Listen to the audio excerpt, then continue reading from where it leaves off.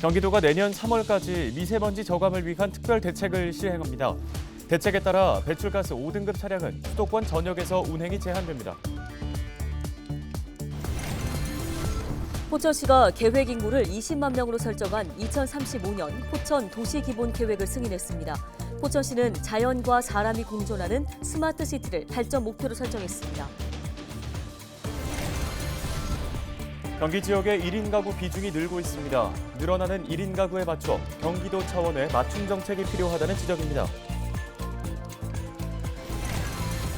계절에 맞지 않게 포근한 날씨가 계속되고 있습니다. 높은 기온의 원인과 또 올겨울 추위 수준 살펴봤습니다.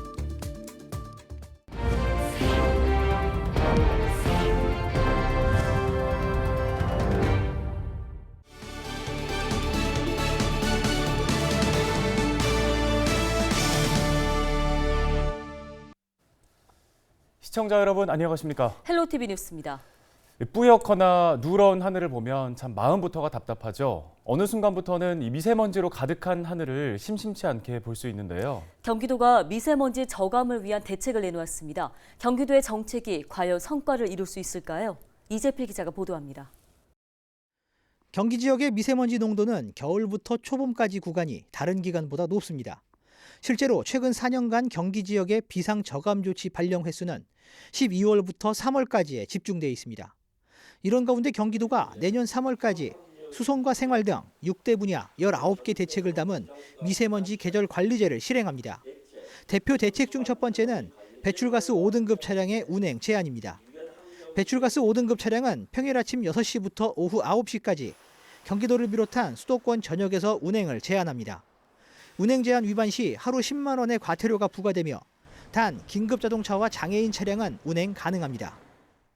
미세먼지 배출량이 많은 5등급 차량의 조기 폐차를 적극 유도하고 내년에는 4등급 차량도 조기 폐차 지원 시범 사업을 시행하겠습니다.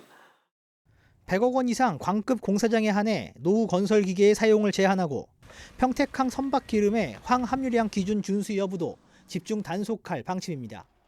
이와 함께 농촌 지역의 불법 소각을 막고 대기 오염물질 배출 사업장에 대한 점검도 강화한다는 계획입니다.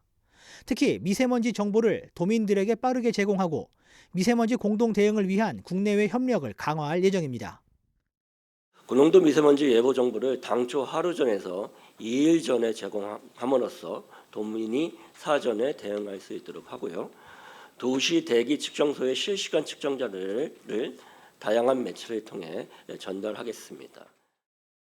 경기도는 미세먼지 불법 배출 행위 등을 도민이 직접 감시하는 민간 감시단도 운영할 방침입니다. 헬로티비 뉴스 이재필입니다. 포천시가 2035년 인구 20만 5천 명 시대를 목표로 추진한 2035년 포천 도시기본계획이 최종 승인됐습니다. 포천시는 각종 개발 사업 등으로 유입될 인구를 고려해 2035년 계획 인구를 20만 5천 명으로 설정했는데요. 경기도는 이번 2035년 포천 도시기본계획 승인으로 새로운 도시 여건 변화에 대응 방안을 마련하고 생활권별 특성화 전략을 수립해 포천시의 미래상인 자연과 사람이 공존하는 스마트시티 포천으로 발전할 수 있는 계기를 마련했다고 평가했습니다. 최근 5년간 경기도의 1인 가구가 증가한 것으로 나타났습니다. 국회 산업통상자원 중소벤처기업위원회 소속 국민의힘 김성원 의원이 경기도로부터 제출받은 경기도 1인 가구 현황을 살펴보면 경기도 전체 가구 중 1인 가구 비중이 지난 2017년 24.4%에서 올해는 29.2%로 늘었습니다. 김 의원은 1인 가구 증가 및 사회적 거리두기 시행 여부 등으로 경기 지역 소비 지형도가 변화하고 있다며 환경 변화에 따른 도 차원의 맞춤 정책이 필요하다고 강조했습니다.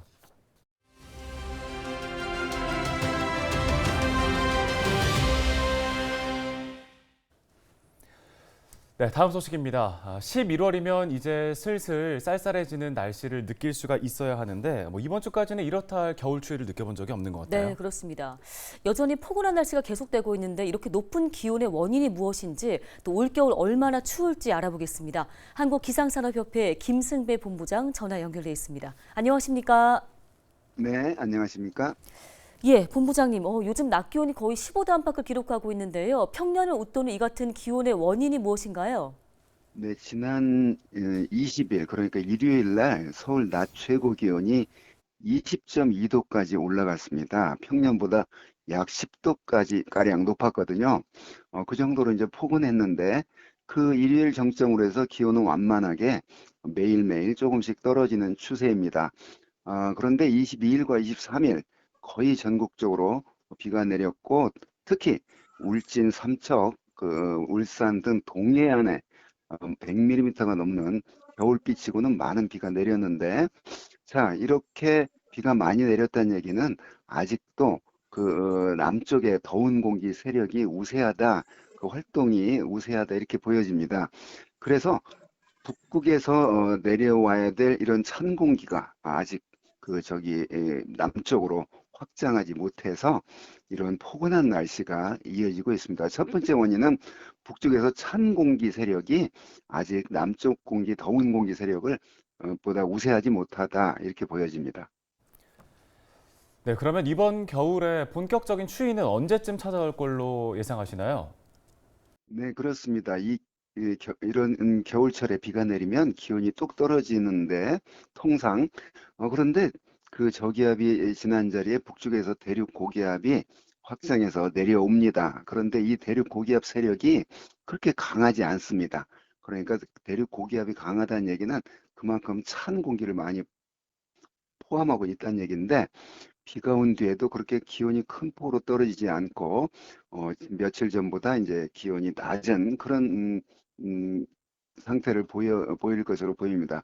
그럼 과연 언제 추워질 것이냐? 지금 보면 28일과 월요일, 29일 화요일 또 전국적으로 비가 예상이 되거든요. 이 비가 그친 뒤에는 이제 본격적으로 찬 공기가 좀 내려올 것 같습니다. 그래서 12월 1일 서울 영하 5도까지 떨어지는 그런 추위가 찾아올 것으로 보입니다. 예, 포근한 날씨가 계속되다 보니까 올겨울 예년보다 좀 따뜻하진 않을까 이렇게 생각하는 분들도 계실 것 같은데요. 올 겨울 추위 어느 정도 될지 예상 궁금하고요. 또 작년에는 눈이 많이 내리지 않았는데 올해는 좀 눈 예보가 있을까요? 네, 12월, 1월, 2월 석 달간을 달력상 이제 겨울이라고 하는데요. 지금 12월 하순에 들어가는데도 그렇게 강한 추위가 없는 이유가 북쪽에서 찬 공기 세력이 아직 확장해 내려오지 못하기 때문이라고 그랬는데요. 그 12월에 가면 좀 상황은 달라질 겁니다. 그러니까 지금 현재 북극이 매우 안정돼 있거든요. 북극이 매우 안정돼 있기 때문에 그 북극의 찬 공기를 가둬두는 제트기류가 지금 강해서 남쪽으로 넘쳐 내려오지 못하고 있는데 이게 그 겨울철 날씨에 영향을 주는 복합적인 그런 구조가 있는데 이제 성층권의 그런 어떤 기류 변화가 어떻게 될 것이냐.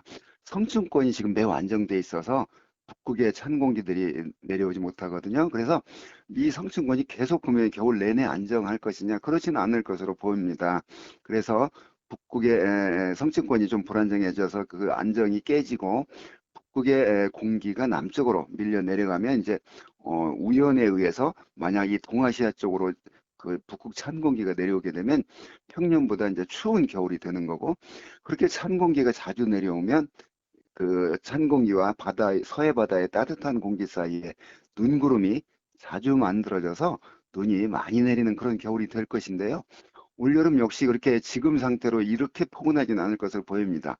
12월, 1월은 예년 수준의 그런 그 강한 추위가 빈번히 나타날 것으로 전망이 되고요. 그런 찬 공기 내려올 때마다 우리나라 서해안 쪽은 그 눈이 많이 내리는 그런 겨울이 될 것으로 전망을 합니다.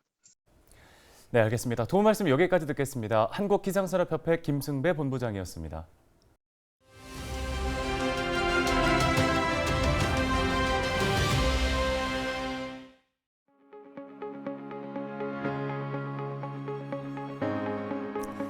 질병관리청이 2021년 한 해 국민 건강 수준 변화를 살펴봤습니다.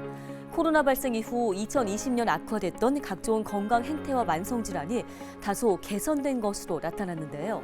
아직 코로나 유행 이전 수준을 회복한 건 아닌데 개인 방역과 백신 접종 등 예방 활동 등으로 국민 건강이 다시 예전 모습을 되찾고 있는 것으로 보입니다. 주요 변화를 살펴보겠습니다.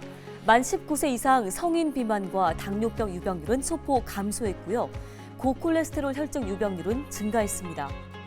흡연과 음주율은 남자 쪽에서는 감소했고 유산소 신체활동 실천율은 남녀 모두 소폭 증가했습니다. 2021년 우울증 경험률은 전년보다 소폭 증가했는데요. 30대 남녀의 증가율이 가장 높았던 것으로 나타났습니다. 코로나19 유행 때문에 불안했던 사회가 국민 건강 회복과 함께 안정을 되찾고 있습니다. 2023년에는 코로나19 이전의 사회로 온전히 되돌아갈 수 있기를 기대해 보겠습니다. 데일리 브리핑이었습니다.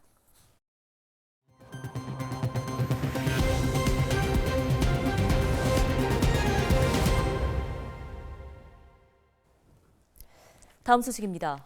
의정부지검 형사사부가 강수현 양주시장을 공직선거법 위반 혐의로 불구속 기소했습니다. 강 시장은 지난 3월 30일 공직선거운동 기간이 아님에도 기자회견을 열고 주민들 앞에서 확성장치를 이용해 지지를 호소해 사전 선거운동을 한 혐의를 받고 있습니다. 더불어민주당은 지난 5월 선거운동 금지 기간임에도 출정식을 방불케 하는 대규모 행사를 열었다며 중앙선거관리위원회에 강 시장을 고발한 바 있습니다.